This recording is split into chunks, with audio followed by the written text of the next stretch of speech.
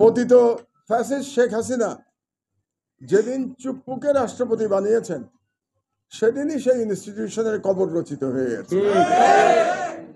আপনাদের মনে থাকার কথা যে চুপ্পু রাষ্ট্রপতি হওয়ার পর তিনি প্রথম ইন্টারভিউতে বলেছিলেন যে আমার একটাই দুঃখ এখন যে আমি শেখ হাসিনার পা ছুঁয়ে আর কদমবুসি করতে পারবো না।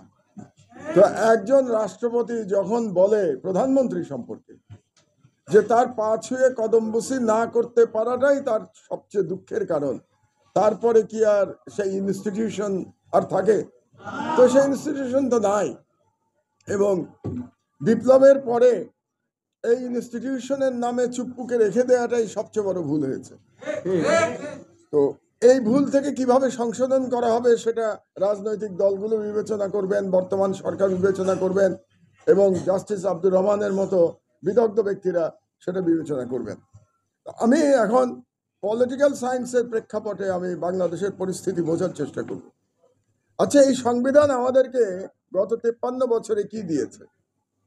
আমি ওখান থেকে শুরু করব। এই সংবিধান গত 53 বছরে আমাদেরকে শেখ মুজিবের বাকশাল দিয়েছে, শেখ মুজিবের স্বৈরাচার একদলীয় শাসন দিয়েছে। এই সংবিধান আমাদেরকে 1973 সালের নির্বাচনে কারচুপি দিয়েছে। আপনারা হয়তো ভুলে গেছেন, যারা তরুণ তারা জানেন না, আমি তখন বুয়েটের ফার্স্ট ইয়ারের ছাত্র।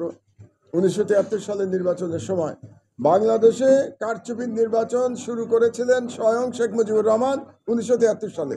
এটা যেন আপনারা ভুলে না যান। আমাদের মধ্যে কেউ কেউ শেখ মুজিবুর রহমানকে একটু শেখ হাসিনার চাইতে উন্নত প্রজাতি বলার চেষ্টা করেন, আসলে তাদের মধ্যে কোনো পার্থক্য নাই। শেখ মুজিবুর রহমান যে ধরনের স্বৈরাচারী ছিলেন, শেখ হাসিনা পরে ফ্যাসিস্ট হয়েছে, কিন্তু শেখ হাসিনার ফ্যাসিস্ট হওয়ার জন্য 15 বছর সময় লেগেছে। শেখ মুজিবুর রহমান 3.5 বছরে একদলীয় শাসন করেছিলেন। আমি আপনাদেরকে নিশ্চিতভাবে বলতে পারি, তিনি যদি 15 বছর রাষ্ট্র চালাতে পারতেন তাহলে তিনি শেখ হাসিনার তুলনায় আরো বড় ফ্যাসিস্ট হতেন। এই বিষয়টা আপনারা ভুলে যাবেন না। এই সংবিধান বর্তমানে যে অবস্থা সেটা হলো, এটা একজন ব্যক্তির ব্যক্তি বন্দনার দলিল। এই সংবিধান যদি পড়েন তাহলে ওখানে ব্যক্তি বন্দনা ছাড়া আপনি আর কিছু খুঁজে পাবেন না। এই সংবিধান একটি পরিবারের মালিকানার দলিল। এই সংবিধান বাংলাদেশের জনগণের কথা বলে না, বাংলাদেশের জনগণের অধিকারের দলিল না। এটা শুধুমাত্র এক ব্যক্তি এক পরিবারের অধিকারের দলিল। এবং এই সংবিধানে বর্তমানে যে অবস্থাটা হয়েছে, আপনি চিন্তা করে দেখেন, এই সংবিধানে ডাবল পার্লামেন্ট। ওই যে একটু আগে আমাদের বক্তা একজন বলে গেছেন যে একই দিনে 600 জন পার্লামেন্ট মেম্বার, এটাই সিস্টেম এই সংবিধানে।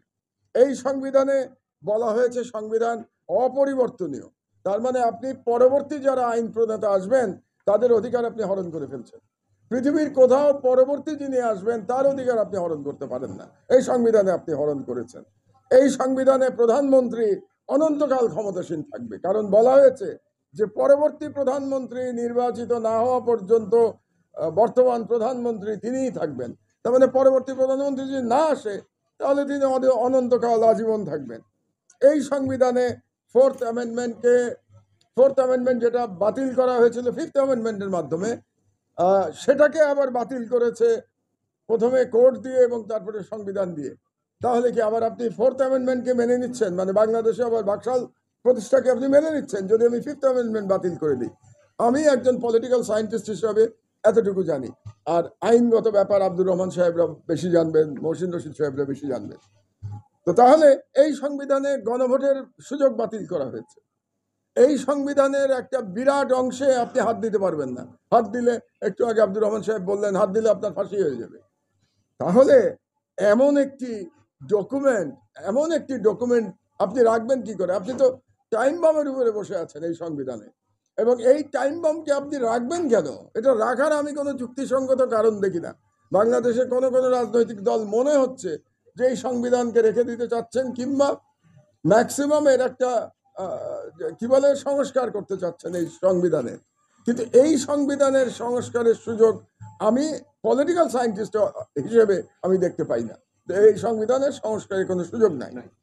আরেকটি বড় কথা আমি বলতে চাচ্ছি যে এই সংবিধানের মাধ্যমে বাংলাদেশে যে ওয়েস্টমিনস্টার স্টাইল অফ ডেমোক্রেসি প্রতিষ্ঠিত করা হয়েছে 1991 থেকে, তার আগেও ছিল। এটা প্রথমে এটা ছিল প্রেসিডেন্সিয়াল, যখন মুক্তিযুদ্ধ হচ্ছিল, তারপরে হয়ে গেল এটা পার্লামেন্টারি, এবং তারপরে আবার বাকশালের সময় এটা প্রেসিডেন্সিয়াল হয়ে গেল।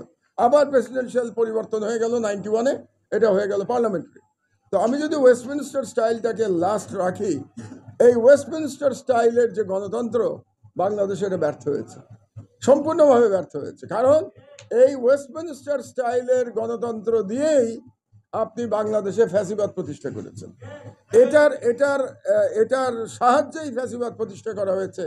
একের পর এক আপনি ভুয়া নির্বাচন করেছেন, এবং ভুয়া নির্বাচনের মাধ্যমে শেখ হাসিনা বাংলাদেশে একটি ভয়ানক, একটা এভিল ফ্যাসিস্ট গভর্নমেন্ট সে প্রতিষ্ঠা করতে পেরেছিল, যাকে এই ওয়েস্টমিনস্টার স্টাইলের মাধ্যমে সে করেছিল।